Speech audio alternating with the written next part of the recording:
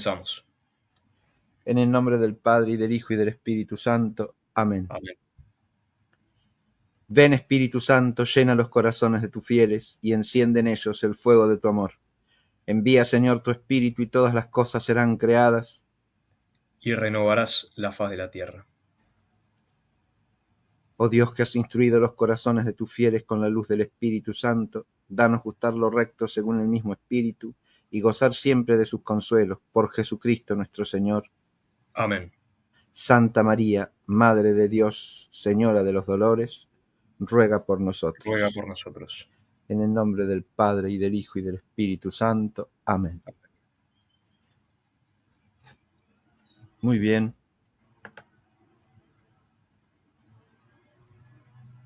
Vamos a continuar entonces con nuestro curso de lógica. Y lo que hemos visto hasta aquí es, en primer lugar, una introducción a la lógica. ¿A qué es la lógica? Y cuáles son los fundamentos del orden lógico, o sea, del orden racional, del razonamiento humano. Recordamos esto, cuando digo un orden racional del razonamiento humano, ese orden racional no es una cosa meramente subjetiva ni reductible al hombre, precisamente porque es racional. Porque es un orden racional, pertenece a la esfera de actividad de la inteligencia racional como una exigencia a la que ésta tiene que ceñirse.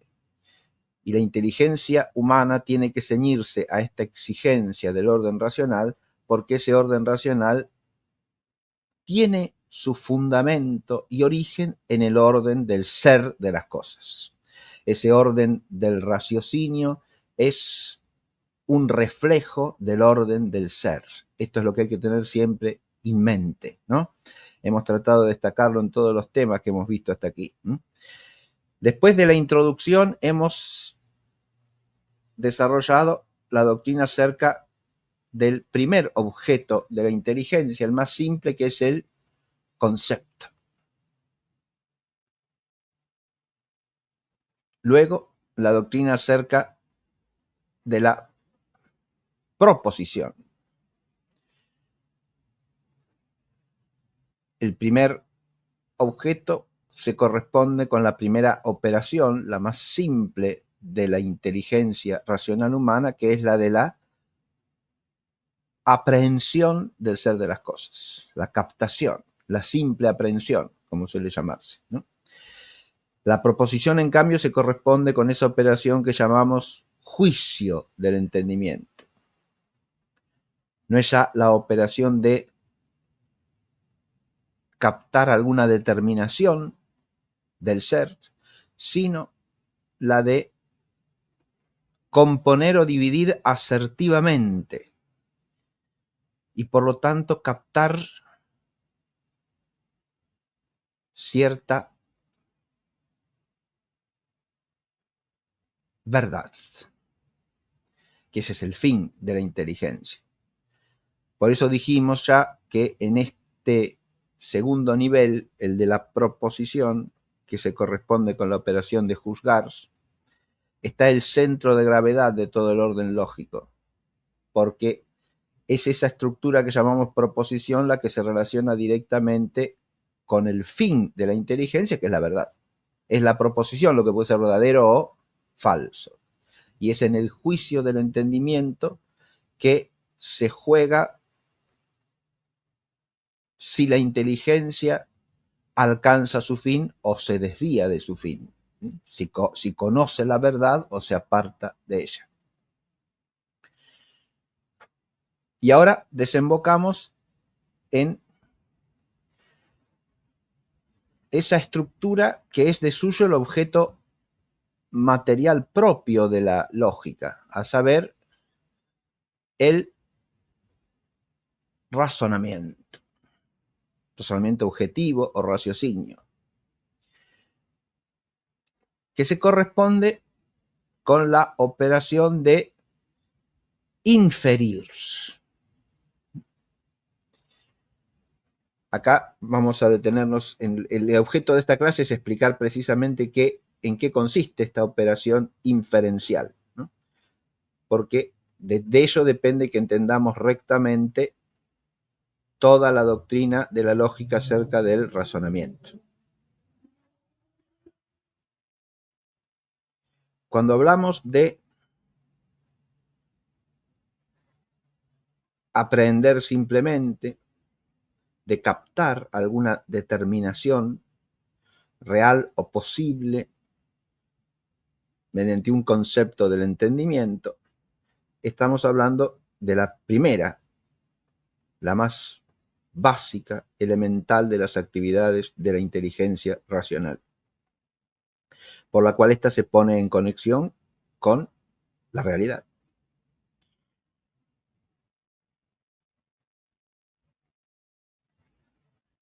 Cuando hablamos de la proposición y el juicio, estamos hablando, decíamos, de la actividad decisiva a la que se ordena la inteligencia como afín, porque se trata de conocer la verdad del ser de las cosas. ¿Qué clase de operación es esta de inferir? Primero que nada, hay que tener en cuenta que no es una operación final de la inteligencia, sino una operación intermediaria, porque el inferir desemboca en una proposición y por lo tanto está al servicio del juicio. Es un medio para alcanzar una verdad. Si decimos esto, ya entendemos que si bien la estructura del raciocinio es más compleja que la de la proposición, porque un raciocinio es un complejo de proposiciones, es un conjunto de proposiciones que desemboca en otra proposición. Por lo tanto, es un complejo de proposiciones, ¿sí? Si bien estructuralmente es más complejo el raciocinio que la proposición, implica algo más. No por eso tiene razón de fin respecto de la proposición. Porque así como concebimos, o sea, captamos determinaciones de la realidad en orden a juzgar rectamente, también razonamos en orden a juzgar rectamente. Esta es una afirmación que ya hemos hecho en el curso, pero retorno a ella porque es fundamental al iniciar el tema del razonamiento, ¿no? Que se advierta que, si bien la estructura es más compleja, no es la estructura final del orden lógico. Y no es fin porque tiene razón de medio respecto del juicio. Volvemos a eso que dije, lo retomé de entrada, que el juicio es el centro de gravedad de todo el orden lógico.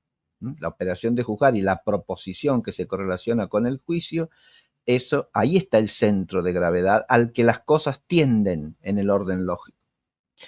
Esto es importante aclararlo, ¿por qué? Porque por tratarse el razonamiento de una estructura más compleja, puede parecer que damos un paso más, que es más importante, ¿sí? Es decir, que añade algo, lo dije yo, añade algo que no está en el juicio, sí, desde el punto de vista estructural, sí, pero eso no quiere decir que sea más importante o que sea el fin de la operación de la inteligencia, de la actividad intelectual. Sería una inteligencia viciosa aquella que existiese para razonar, sin más. Porque el razonamiento, por su misma estructura, no es fin de sí mismo. El razonamiento tiene la estructura de un medio, precisamente porque la operación de inferir, toda ella desemboca no en un razonamiento, sino en un juicio. Es la estructura misma del razonamiento la que nos está diciendo esto que digo, que El razonamiento es un mero medio, es una estructura intermedia dentro del orden lógico. Para llegar a un juicio verdadero en la medida de lo posible.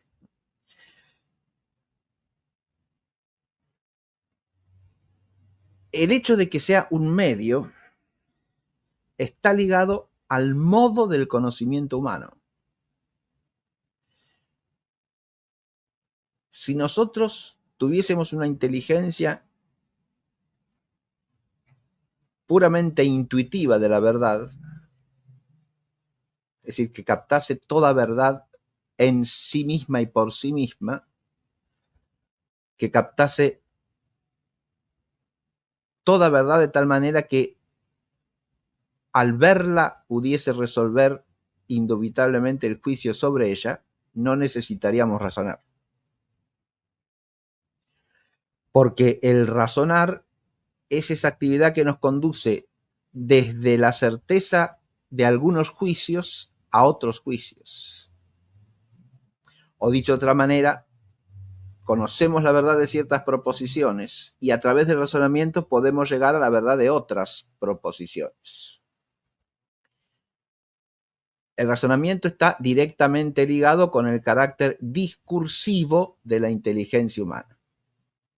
La inteligencia humana es una inteligencia raciocinativa o discursiva, decimos. ¿Por qué? Porque tiene la necesidad de apoyarse en unas verdades para conocer otras.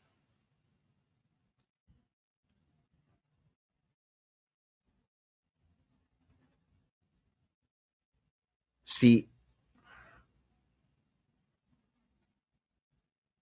nosotros tenemos certeza de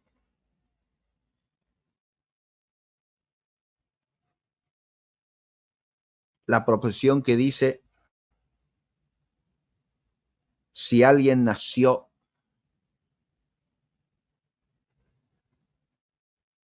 en 1940, no pudo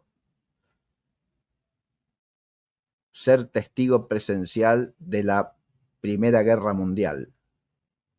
¿Está claro? Es una proposición condicional, ¿no? Si alguien nació en 1940, no pudo ser testigo presencial de la Primera Guerra Mundial. Y nosotros sabemos que Pedro nació en 1940. De componer entre sí esas dos proposiciones, nosotros podemos inferir una tercera, claramente, ¿no? Así que si alguien cualquiera nació en 1940, no pudo ser testigo presencial de la Primera Guerra Mundial, que aconteció antes. Es muy sencilla la evidencia de esa proposición. ¿En qué reposa? En que nadie pudo ser testigo, una verdad más amplia, ¿no? Ningún ser humano puede haber sido testigo o puede ser testigo presencial de un acontecimiento temporalmente anterior a su propia existencia. Temporal. Es claro esto, ¿no? Ningún ser humano puede haber tenido experiencia y por lo tanto ser testigo presencial de un acontecimiento previo a su propia existencia, temporal.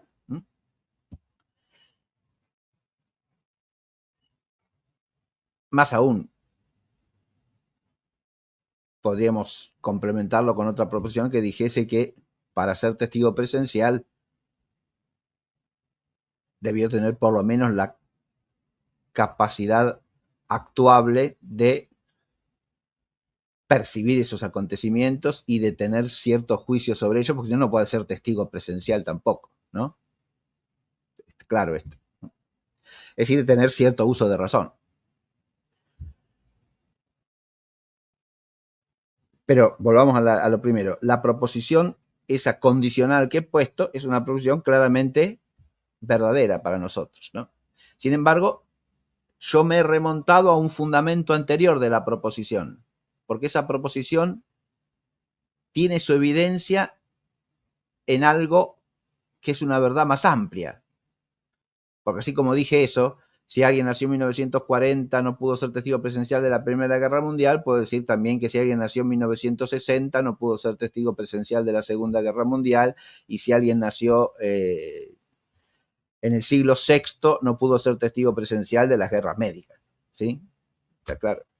Siglo VI después de Cristo, quiere decir, no pudo ser testigo presencial de las guerras médicas. Sí podríamos seguir y seguir y seguir, y hay múltiples proposiciones que se derivan de otra principal que ¿qué dice?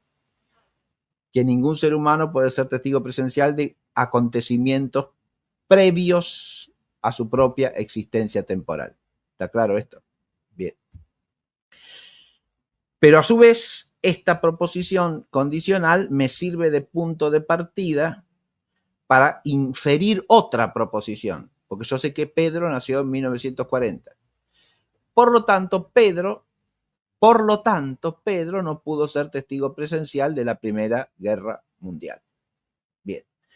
Al inferir esto, que Pedro no pudo ser testigo presencial de la Primera Guerra Mundial, yo me apoyo en verdades que son anteriores, ¿sí?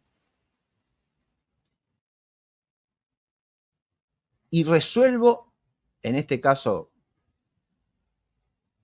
con certeza, el juicio acerca de si Pedro pudo ser testigo presencial de la Primera Guerra Mundial o no. Supongamos que Pedro habla de la Segunda Guerra Mundial, de la Primera Guerra Mundial, escribe sobre la Primera Guerra Mundial, una novela, que sea lo que sea, y la transmite tan vivamente que uno puede plantearse, ¿este hombre fue testigo presencial de la Primera Guerra Mundial? Entonces, una primera cosa que puede hacer es ir a consultar su biografía y ver en qué año nació, ¿no? A ver si eso que describe tan vívidamente como si lo hubiera visto, pudo haberlo visto.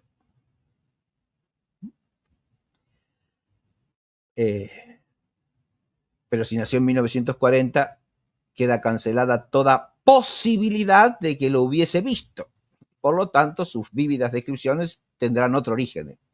Habrá leído diarios escritos por testigos, habrá leído abundancia de material de testigos, y todo eso lo ha asimilado con su talento de escritor y lo ha volcado en la novela con tal arte que da la impresión de que él hubiera vivido eso que describe, ¿no? Bien.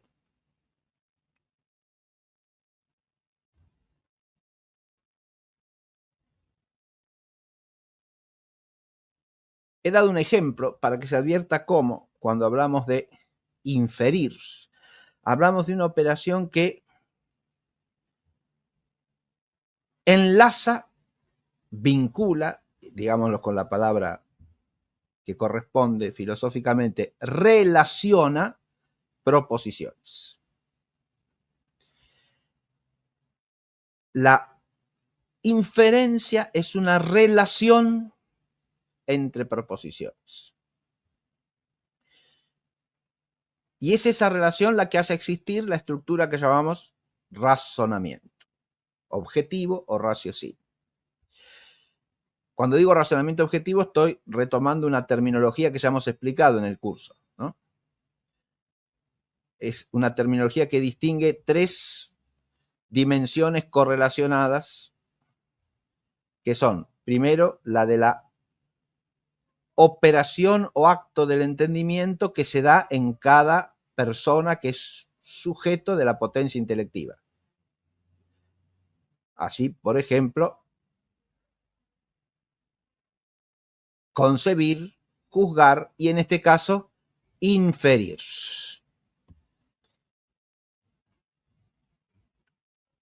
Luego tenemos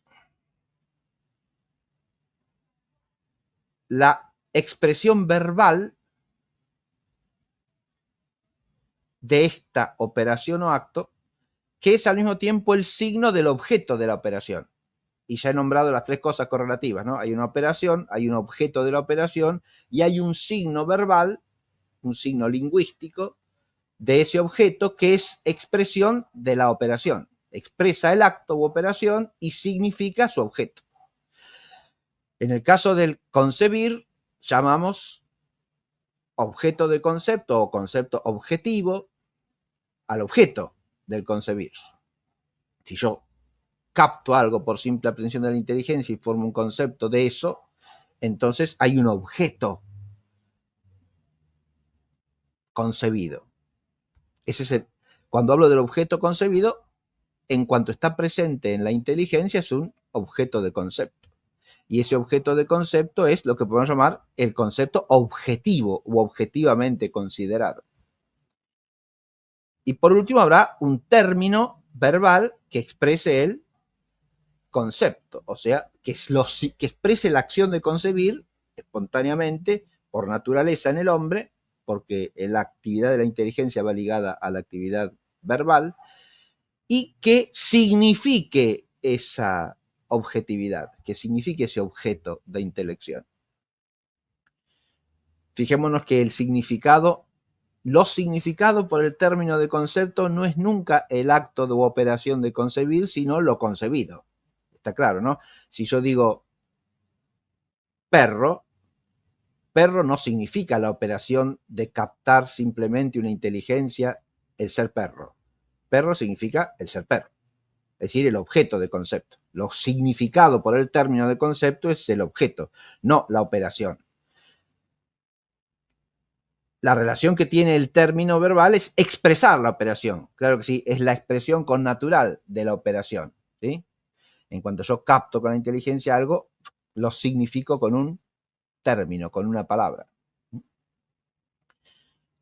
O pues pasa muchas veces al revés. La palabra pasa a ser significativa para mí en cuanto capto lo que la palabra significa. ¿Se entiende? Cuando estoy aprendiendo una palabra nueva, ¿qué significa eso? Me lo explican, me lo hacen entender, entonces yo capto lo que la palabra significa y recién entonces la palabra se hace significativa para mí. Hasta ese momento no significaba nada. Era una voz de la que sé que significa algo en todo caso, pero no sé qué significa. Bien, en el caso de la segunda operación también existe esta misma correlación. Está el juzgar, está el objeto de juicio, que podemos llamar en cuanto a objeto de intelección proposición objetiva, y está el enunciado proposicional que expresa el acto de juzgar y que significa la proposición, el objeto de juicio. Y por último, lo mismo pasa aquí. Tenemos una operación de inferir. Tenemos un razonamiento objetivo, que es, en el fondo, el objeto de esa operación de inferir. Y, por último, tenemos un signo verbal de ese objeto que podemos llamar discurso raciocinativo o también argumento verbal, ¿sí?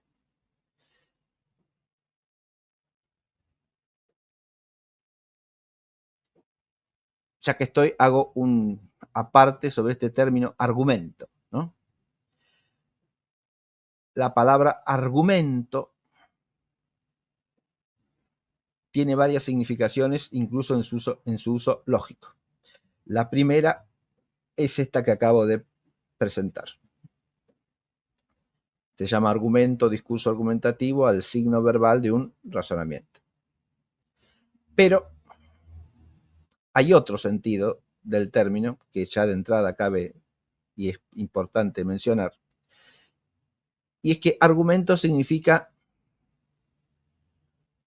un razonamiento o conjunto de razonamientos, una cadena de razonamientos encaminados a sostener cierta proposición.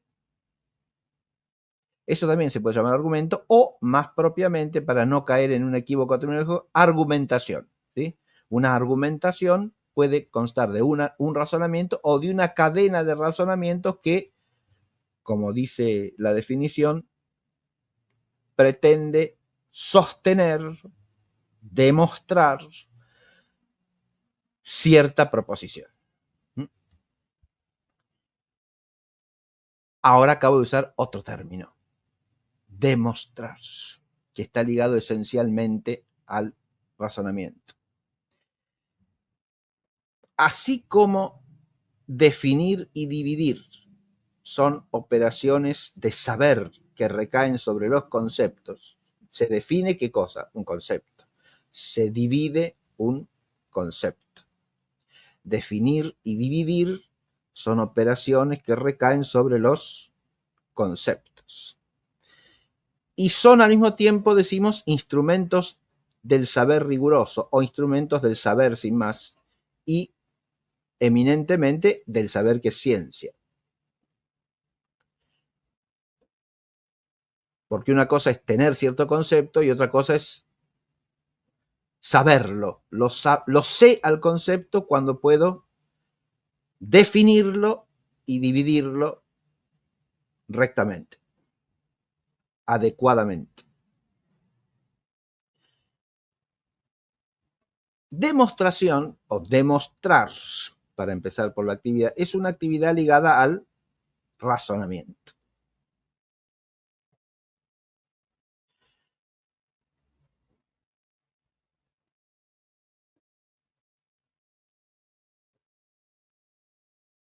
¿Qué demostramos? Siempre demostramos cierta verdad. ¿Pero qué es demostrar? Demostrar es fundamentar una verdad por medio del razonamiento. No toda fundamentación de una verdad por medio del razonamiento es demostración. Así como no todo poseer un concepto es saberlo, saber definirlo, saber dividirlo, no todo razonar es demostrar. La demostración es la forma más perfecta de razonamiento, porque es el razonamiento que parte de verdades para llegar apodícticamente a otra verdad. Con lo cual hemos dicho ya cuáles son las condiciones de la forma eminente de razonamiento, que es la demostración. ¿Cuáles son las dos condiciones? Primero, que las premisas de que partimos sean verdaderas, sin más. Si yo partiese de premisas opinables, si son opinables es porque no son verdaderas ni por evidencia intrínseca ni por evidencia participada. Es decir, puedo discutir si es de una manera o es de otra. Eso pasa cuando no conozco precisamente la verdad acerca del asunto, porque si conociese la verdad acerca del asunto, me estaría absolutamente vedado el opinar de eso. ¿Se entiende Profesor, lo que digo, no? Es decir, no puedo opinar de algo que no es opinable. Es claro esto, ¿no? Que estoy diciendo. Sí. una pregunta, sí, es Sí. claro. Una pregunta, no sé si es para quizás para aclarar ahora o quizás más adelante, pero me interesó, no, yo no había escuchado la distinción entre la verdad de una premisa o de un juicio, por un lado, por evidencia intrínseca o por evidencia participada. No sé si es Bueno, para hacer... lo digo brevemente, sobre eso volveremos, sí, pero a ver, cuando digo por evidencia intrínseca, quiero decir porque esa proposición es verdadera por sí misma, es una, como dice el latín escolástico, una propositio per se nota. O sea, tiene evidencia intelectual, es un principio, para decirlo de otra manera, ¿sí? Yo la entiendo a la proposición y con entenderla me doy cuenta que es verdadera. Es lo que llamamos principios, ¿no? En cuanto a que tienen evidencia en sí mismos. Tienen ¿Cuáles son evidencia. los ejemplos que ponen los escolásticos de estas Por verdades? ejemplo, un principio que a los principios lógicos que hemos hecho alusión en este curso, podemos tomarlo como ejemplo, ¿no? Si yo digo, una proposición no puede ser nunca verdadera y falsa a la vez en el mismo sentido y bajo el mismo respecto, estoy diciendo un principio. ¿Se entiende? Si yo digo,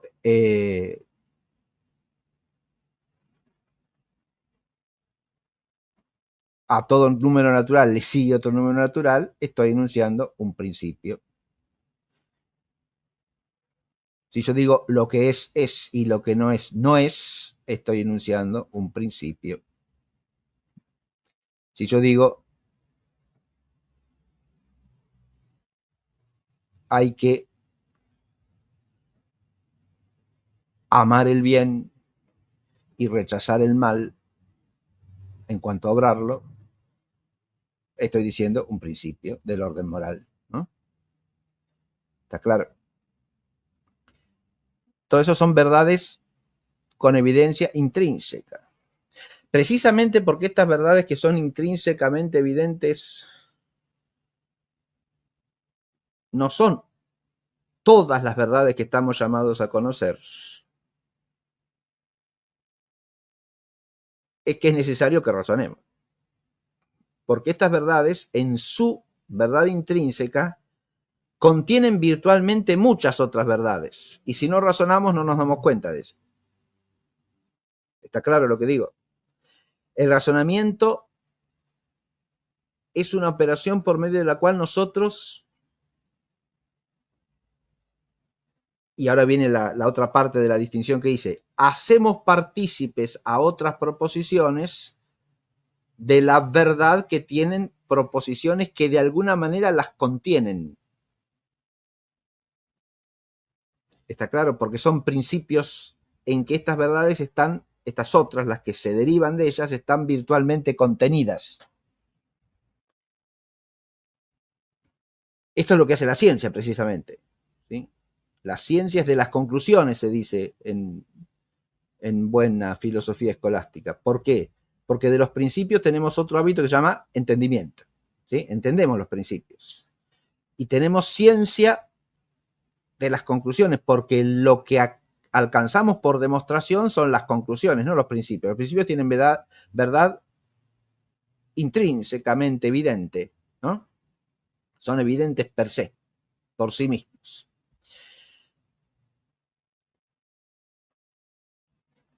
Cuando hablamos de esa evidencia intrínseca, las otras proposiciones que derivan de allí tendrán evidencia como, y evidencia participada, ¿sí? Porque participan como proposiciones derivadas de la verdad de los principios en que se asientan. El principio de alguna manera contiene esa verdad, pero para extraer del principio la conclusión, usemos ya la palabra, la verdad derivada, tenemos que razonar. Si nuestra inteligencia fuera una inteligencia plenamente intuitiva, al ver el principio veríamos todas las verdades que contiene el principio. ¿Está claro? En ese principio veríamos toda verdad derivada del principio. Eso es lo que no pasa con la inteligencia humana, ¿no? Tenemos necesidad de razonar para llegar a entender las verdades que se desprenden de los principios. Hay otra clase de evidencia, que es la evidencia empírica. ¿Está claro? Esta normalmente es de verdades de orden singular, concreto. A esas las captamos como evidentes por experiencia. Ya sea por experiencia externa, ya sea por experiencia interna, pero por experiencia. ¿Sí? De esas tampoco tenemos que hacer razonamiento, porque esas nos están dadas de modo inmediato como verdaderas. Está claro lo que digo también, ¿no? Esas se puede decir que tienen evidencia intrínseca No es en ese sentido que se usa la expresión ordinariamente, porque evidencia intrínseca quiere decir evidencia intelectual, no evidencia empírica. ¿Está claro? Si son evidentes porque en su contenido inteligible se manifiestan por sí mismas verdaderas. En cambio, si yo digo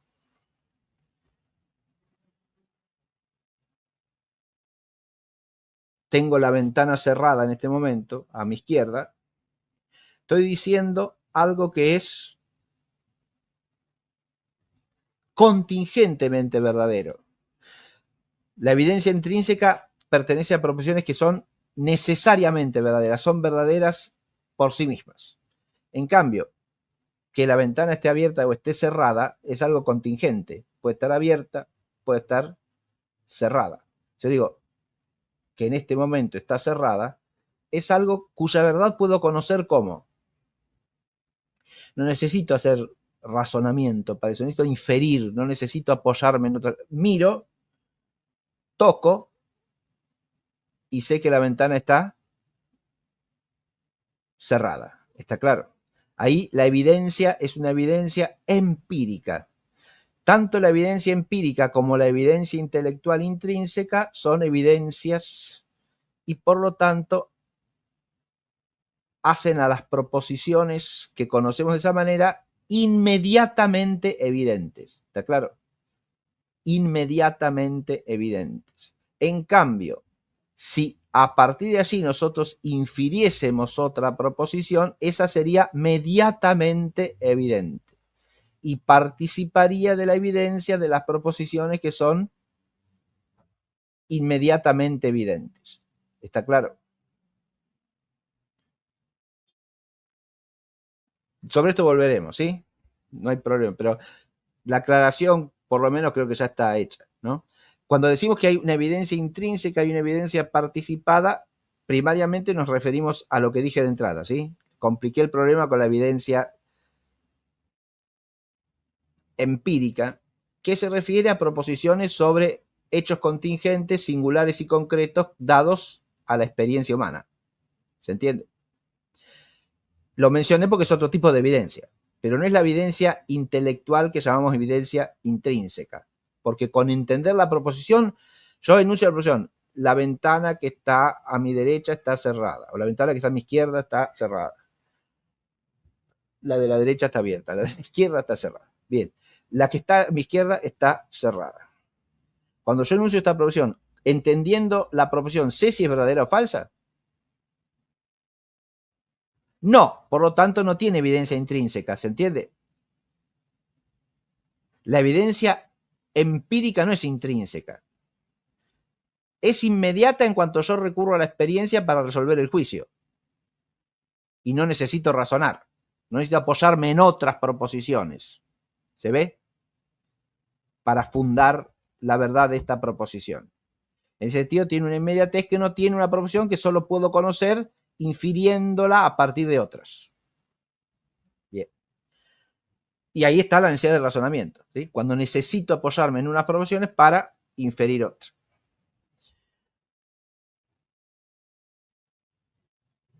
Volvamos a la operación de inferir, que en eso estábamos, ¿no?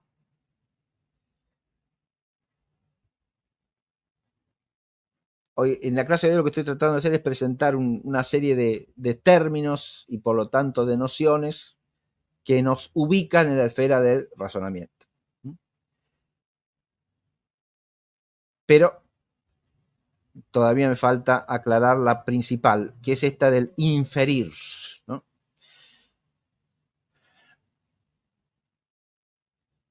Es la principal noción de esta clase de hoy. ¿Por qué? Y porque es la que constituye al razonamiento. La inferencia, que es una relación entre proposiciones, es lo constitutivo del razonamiento. ¿Qué clase de relación es la relación inferencial, que obedece a la operación de inferir? Cuando hablo de la relación inferencial, hablo ya del razonamiento objetivo, ¿sí? En el cual hay proposiciones relacionadas entre sí. Volvamos al ejemplo que puse hace un rato. Si decimos, si alguien nació en 1940, no pudo ser testigo presencial de la Primera Guerra Mundial. Y Pedro nació en 1940. Si alguien nació en 1940, ¿no? Dije bien. Y Pedro nació en 1940. Por lo tanto, Pedro no pudo ser testigo presencial de la Primera Guerra Mundial. Cuando digo todo esto,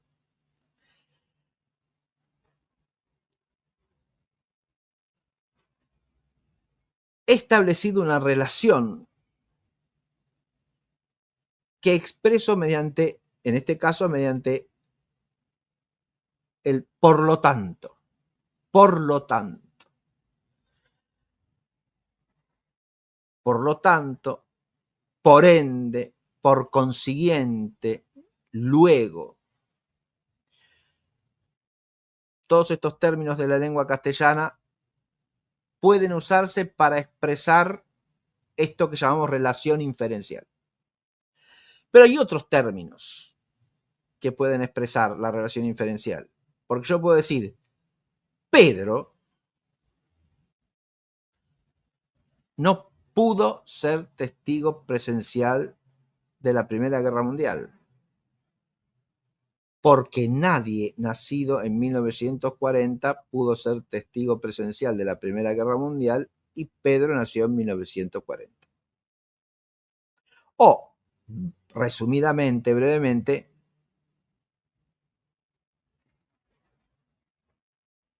porque Pedro nació después de terminada la Primera Guerra Mundial.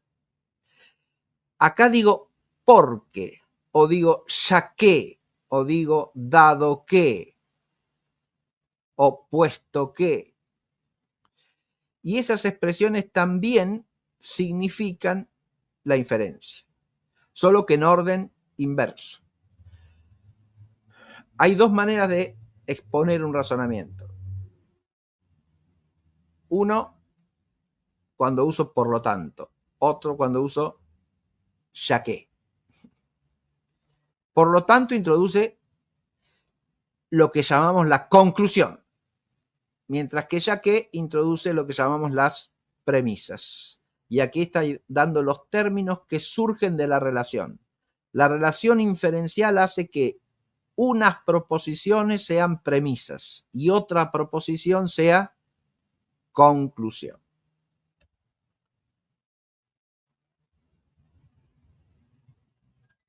Premisas y conclusión solo pueden serlo proposiciones. Por eso decimos que la relación inferencial es una relación entre proposiciones. Esas proposiciones en sí mismas no son otra cosa que proposiciones. Pero la relación inferencial las hace a unas premisas y a otra conclusión. De esa relación, unas se llaman premisas, otras se llama conclusión, porque son premisas y conclusión. ¿Qué quiere decir que son premisas y conclusión? Quiere decir que esa relación hace que unas de esas proposiciones sean el fundamento en el orden racional de otra, que la fundamenten, que le den sustento ante la mirada de la inteligencia. Hace esa relación que una de las proposiciones se desprenda, se derive, se siga de la otra. Las proposiciones que fundamentan a otra proposición son las que llamamos premisas. Y la proposición que se deriva, que se desprende, que se sigue de otras proposiciones es la que llamamos conclusión.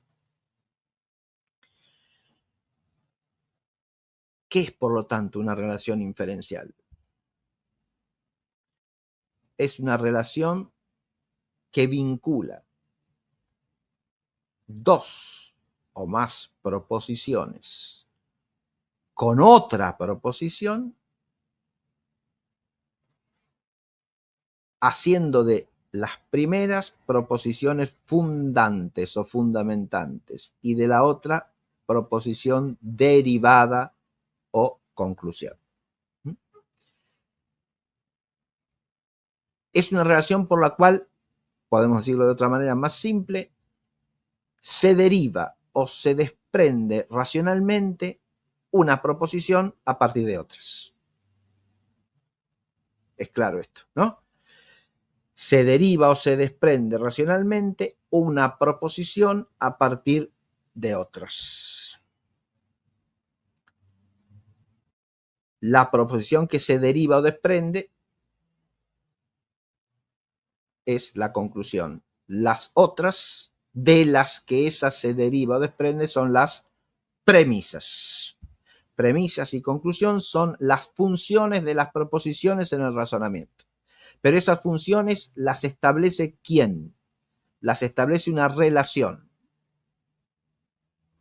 que llamamos relación inferencial. El nombre de esa relación, ¿qué significa? Y precisamente lo que acabamos de explicar, ¿sí? Inferir es un término de origen latino, ¿no? Es el verbo infero. Inferre. Es un compuesto de fero, que significa en latín llevar, conducir. Infero es llevar hasta, llevar a. Y la relación es inferencial, porque es una relación por la cual la inteligencia capta ¿qué cosa? Que un grupo de proposiciones, dos proposiciones para empezar, por lo menos, llevan hasta otra. En cuanto uno las capta juntas y las vincula entre sí, advierte que esas proposiciones llevan a otra proposición. O dicho más técnicamente, infieren otra proposición. Cuando capté esa relación, capté la relación inferencial y he hecho un razonamiento, ¿sí? El razonamiento reposa todo él en una relación. Esto mismo lo hemos visto en la proposición. Para que haya una proposición simple, tiene que haber una relación atributiva, por la cual cierto concepto se atribuye predicativamente a otro concepto. Y esta relación hace existir un sujeto lógico y un predicado lógico, y por lo tanto, una proposición simple. En las proposiciones compuestas, en cambio, hay otra relación, que llamamos ya relación hipotética. Las relaciones hipotéticas son relaciones entre proposiciones, como la relación inferencial, pero son relaciones entre proposiciones que componen una nueva proposición. O sea, relacionando dos o más proposiciones entre sí, formo una nueva proposición compuesta, porque el todo que formo por esas relaciones, llamamos hipotéticas, es otra aserción, una aserción compuesta de aserciones, pero es una aserción, y por lo tanto es una proposición, ¿sí? Ahora lo que tenemos es una relación entre proposiciones, pero que pasa a otro plano. No es una relación entre proposiciones que genera proposiciones, como son las relaciones hipotéticas. Por ejemplo, la relación condicional. Si A, entonces B. ¿Está claro? Si yo armo la relación disyuntiva A o B, esto ya lo hemos visto, ¿no? Pero estas relaciones, como la relación condicional o la relación disyuntiva, son entre proposiciones, pero son relaciones entre proposiciones que dan origen a una proposición compuesta. No salimos del nivel de la proposición ahí. El todo formado por estas relaciones sigue siendo una proposición.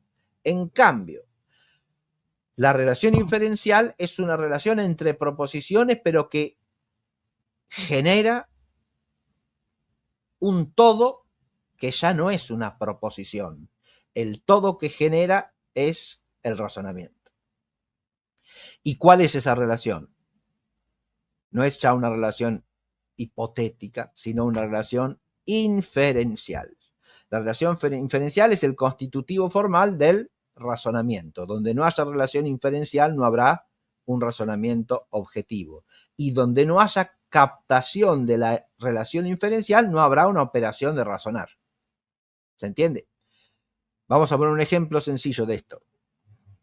No sé cuánto llevamos ya, Ezequiel. De tiempo, digo. Llevamos 10 minutos, llevamos 50 minutos. 50, bien, nos quedan 10, bien, perfecto, bien, estamos bien. Vamos a poner un ejemplo. Si yo digo, todo hombre es mortal.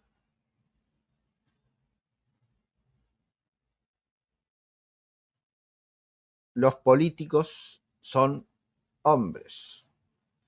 Los políticos son mortales. Tengo 3 proposiciones. ¿Con eso tengo un razonamiento? No, señor. Para tener un razonamiento, tengo que captar que entre estas proposiciones hay cierta relación.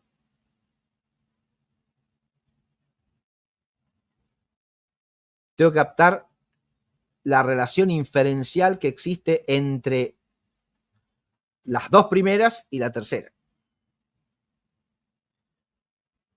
Yo entiendo que todo hombre es mortal. Entiendo que todo político es hombre, es un ser humano. Y comparando entre sí estas 2 verdades, poniéndolas en relación entre sí, advierto que ellas 2 infieren una tercera. Lo decimos de otra manera, que de ellas 2 se deriva, se infiere, se desprende una tercera. Y esa tercera que se deriva, que se infiere, que se desprende es: todo político es mortal. Ahora bien, las 2 primeras, en la medida en que yo he captado esta relación, tengo un razonamiento, ¿no? Primera cosa. No antes. Yo puedo conocer estas 3 proposiciones y no ligarlas entre sí. No hay razonamiento.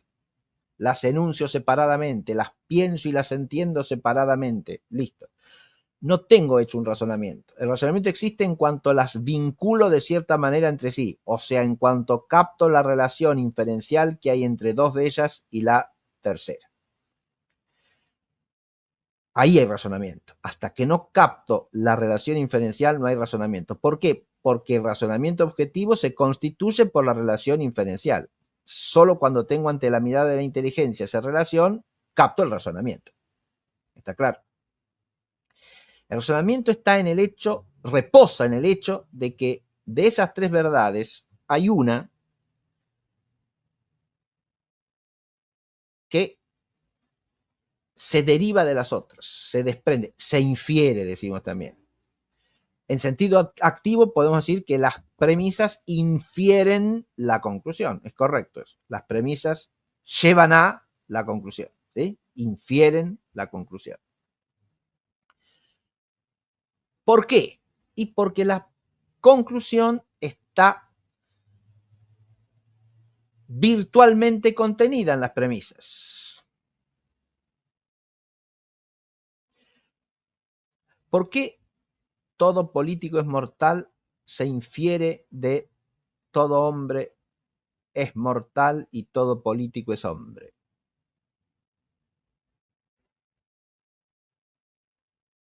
Por una sencillísima razón.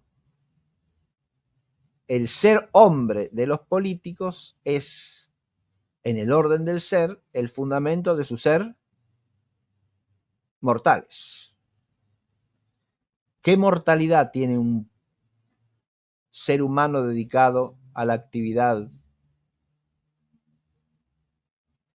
del gobierno de la sociedad civil? A eso solemos llamar político. Tiene la mortalidad de todo hombre, la mortalidad de los seres humanos, ¿no? El ser mortal se da en cualquier político como se da en cualquier médico, en cualquier filósofo, en cualquier carpintero, en cualquier herrero, en cualquier agricultor, en cualquier abogado, se da en virtud de ¿qué? De su ser hombre. Me he remontado aquí porque empecé la clase hablando recordando cómo el orden racional se sustenta en el orden del ser, ¿no? Todo razonamiento, en última instancia, expresa mediante la relación inferencial, que es una relación de razón, porque es una relación que solo existe en cuanto es entendida. ¿Está claro? La relación inferencial es correlativa de la operación de inferir y por lo tanto solo existe en cuanto hay un entendimiento que la entiende. Pero esa relación inferencial reposa sobre una relación real que está en el ser de las cosas, o sobre una relación óntica, es una relación que pertenece al orden del ser. La mortalidad, ¿qué es? Es algo propio de la naturaleza humana por ser esta, o en cuanto esta es, la naturaleza de un viviente corpóreo. ¿Está claro? En cuanto el hombre es un viviente corpóreo, su vida está sujeta a corrupción, es corruptible, por lo tanto es naturalmente mortal. ¿Se ve? Ahí está el fundamento óntico de que digamos que todo hombre es mortal. Si a mí se me preguntara por qué todo hombre es mortal, tendría que remontarme al fundamento de eso, ¿no? Todo hombre es mortal, ¿por qué? Ahora necesito hacer un nuevo razonamiento para sacar esa proposición. Todo hombre es mortal, ¿como qué? Como conclusión que se apoye en verdades anteriores. ¿Se entiende? Si yo digo, todo viviente corpóreo es mortal, el hombre es un viviente corpóreo, ergo, o por lo tanto, ahí introduce otra palabrita que pertenece al léxico más bien del filosófico, ¿no? Y de las ciencias, ergo, que es la palabra latina, es decir, por lo tanto, por consiguiente, lo mismo. Ergo, el hombre es mortal, ahí todo hombre es mortal, ahí estoy sacando todo hombre es mortal como conclusión, ¿sí? Es donde desemboca la inferencia, partiendo de verdades anteriores. El principio del que he partido, principio relativo, ¿cuál es? Que todo viviente corpóreo es mortal. Mortal quiere decir aquí físicamente corruptible, ¿sí? Todo viviente corpóreo es mortal. El hombre es un viviente, todo hombre es un viviente corpóreo, ergo todo hombre es mortal.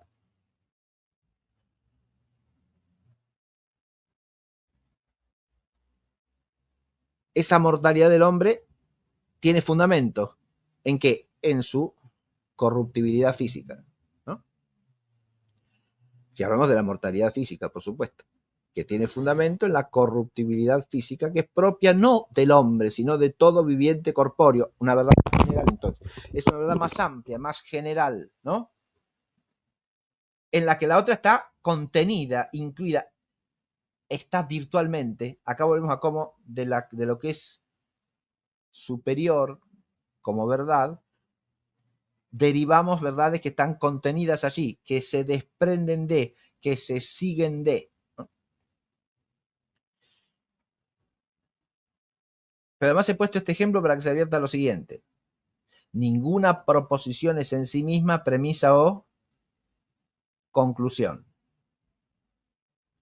sino que será premisa o conclusión en cuanto figure en un razonamiento.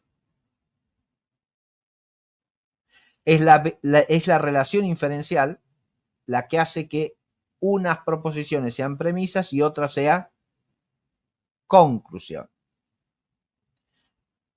Muchas proposiciones pueden ser tanto lo uno como lo otro, pueden ser premisas o conclusiones.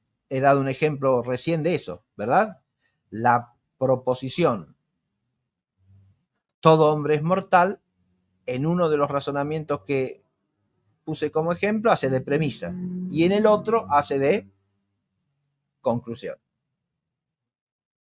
lo retomo los ejemplos para que se vea claramente, ¿no?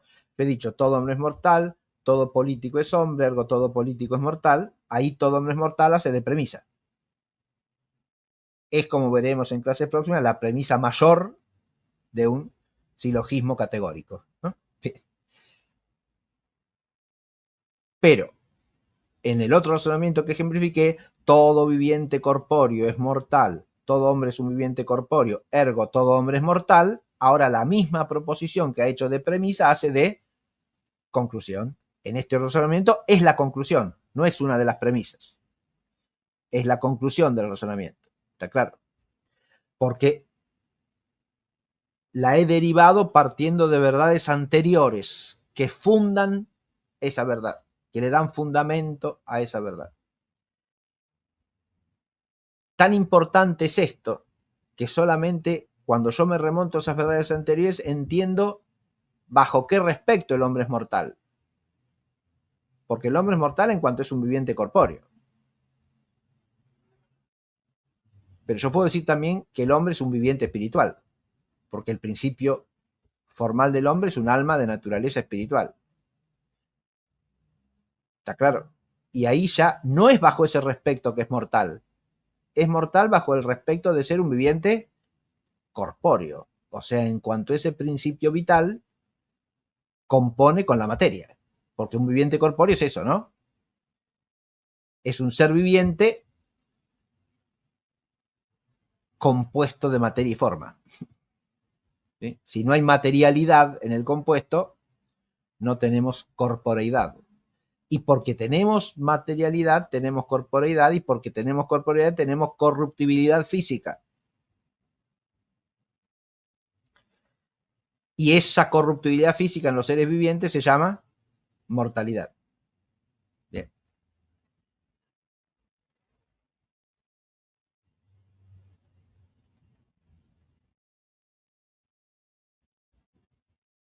Ahora, para terminar la clase,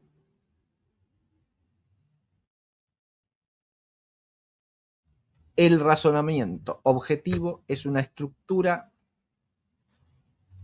inteligible, consistente en un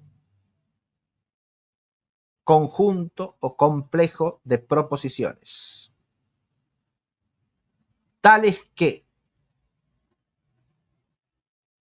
al menos dos de ellas se relacionan con una tercera inferencialmente, es decir, dos de ellas fundamentan en el orden racional a la tercera, o la tercera se desprende racionalmente de las otras.